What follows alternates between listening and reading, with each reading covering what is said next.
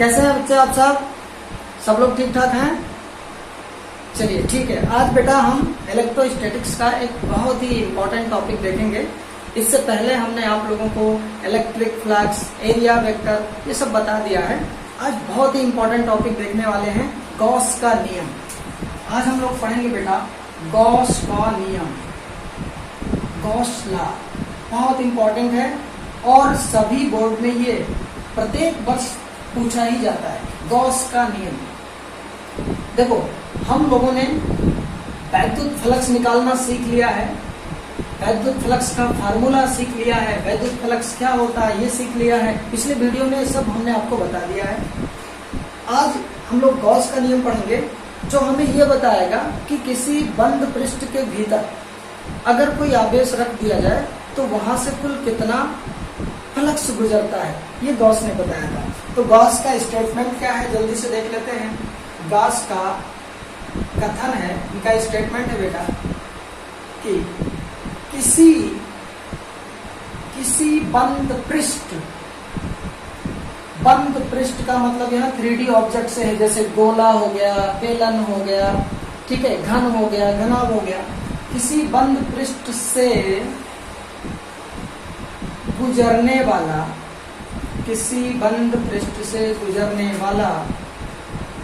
संपूर्ण फ्लक्स उसके भीतर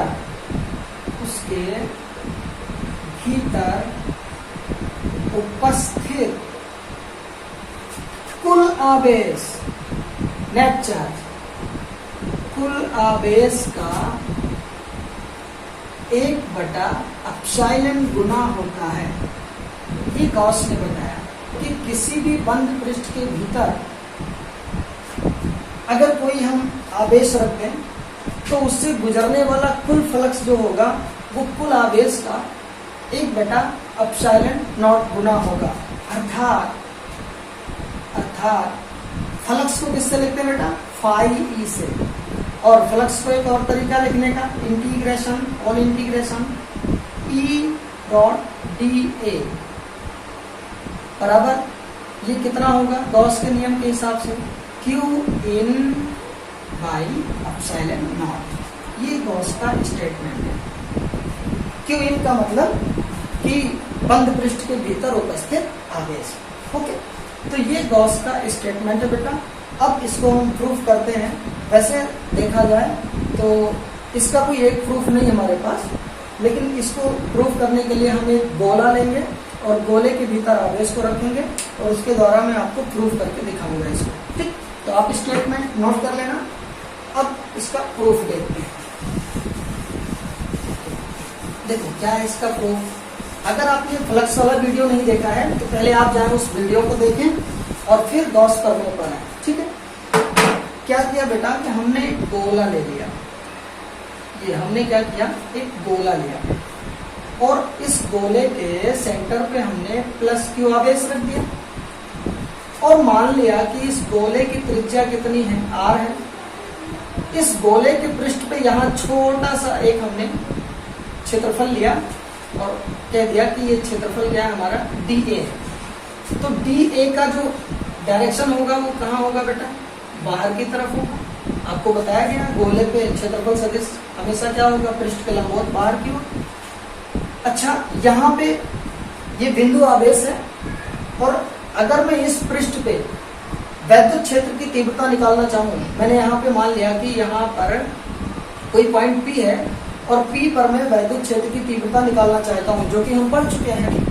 तो P पर वैद्युत क्षेत्र की तीव्रता,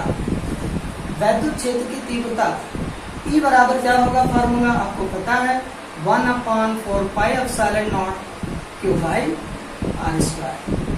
ये क्वेश्चन हो गया। E की डायरेक्शन क्या होगी? चूंकि ये पॉजिटिव है तो बाहर की तरफ होगी, यानी इसी दिशा में E भी आपका हो जाएगा। जिस दिशा में क्षेत्रफल सदिश था उसी दिशा में E हो गया। अब ये E और DA एक ही डायरेक्शन में है, तो इस छोटे से क्षेत्रफल सूक्ष्म क्षेत्रफल dA से गुजरने वाला फ्लक्स, इस छोटे से एरिया से गुजरने वाला फ्लक्स अगर मैं निकालूं तो छोटे से एरिया से गुजरने वाला छोटा सा फ्लक्स होगा, तो हम उसको लिखेंगे D phi E. D phi E बराबर क्या होता है बेटा, ई डॉट डी ए, यही तो सूत्र है ना फ्लक्स का, यानी E D A cos theta.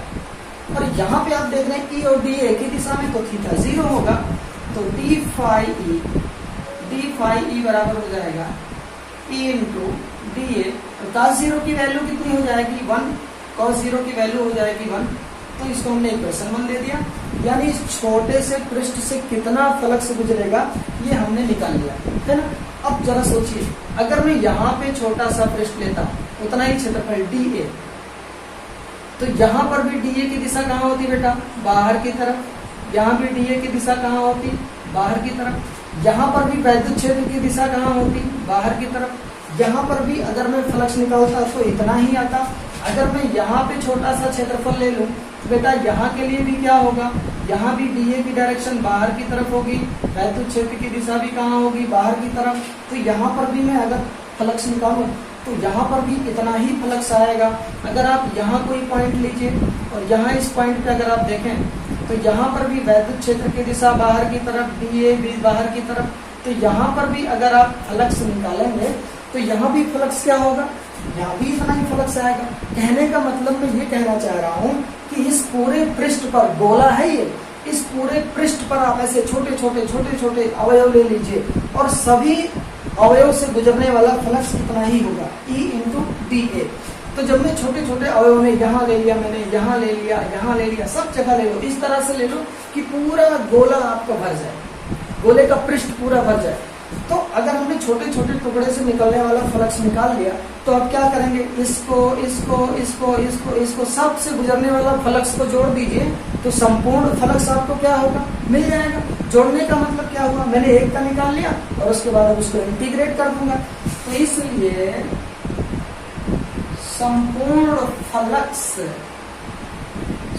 Flux क्या हो जाएगा, संपूर्ण फ्लक्स को अगर मैं फाई ई कहूं तो ये हो जाएगा बेटा integration D phi E, integration D phi E. इस छोटे से फ्लक्स का इंटीग्रेशन करेंगे और ये बेटा आपका क्या होगा, होल इंटीग्रेशन होगा, क्योंकि बंद पृष्ठ के लिए है क्लोज्ड सरफेस।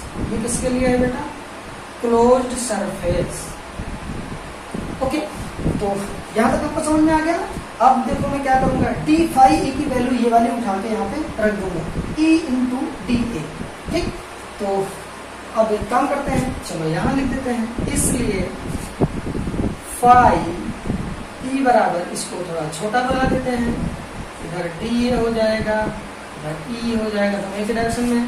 तो इसलिए फाई ई बराबर, अब फाई ई बराबर इंटीग्रेशन है ना, डी फाई कितना, ई डी ए है ना। अब देखिए इंटीग्रेशन ई की वैल्यू कितनी आई है, सब जगह ई बराबर होगा ना, सब जगह ई बराबर होगा, क्योंकि सब जगह दूरी आर है ना, सब जगह आर दूरी है, तो ई सब जगह बराबर होगा। तो ई की वैल्यू अगर आप लिख दें तो कितना आएगा, 1/4πε0 क्यू पाई आर स्क्वायर है ना, इंटू डी ए।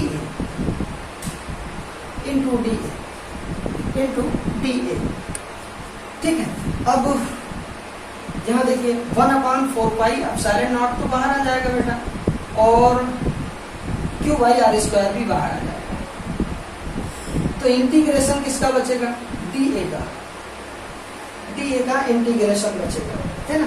अब डी ए का अगर आप इंटीग्रेशन करेंगे, डी ए का इंटीग्रेशन करेंगे, डी ए मतलब छोटा सा क्षेत्रफल, तो जब आप छोटे से क्षेत्रफल का इंटीग्रेशन करेंगे तो इस गोले का पूरा पृष्ठ आ जाएगा, गोले का क्या आ जाएगा, पूरा पृष्ठ आ जाएगा। ऊपर ही इतना मिटा दे रहा हूँ, आप यहाँ से देख लेना। तो जब इंटीग्रेशन करूंगा तो पूरा पृष्ठ आ जाएगा, और आप जानते हैं कि गोले का संपूर्ण पृष्ठ कितना होता है ना। हाँ भाई बहुत अच्छा, आपको पता है ना क्यू बाई आर स्क्वायर। संपूर्ण पृष्ठ कितना होता है गोले का? 4 पाई आर स्क्वायर। क्या होता है? 4 पाई आर स्क्वायर। त्रिज्या इसकी आर है ना, तो 4 पाई आर स्क्वायर यहाँ बगल में लिख दीजिए। चूंकि इंटीग्रेशन ऑफ डी ए कितना होता है?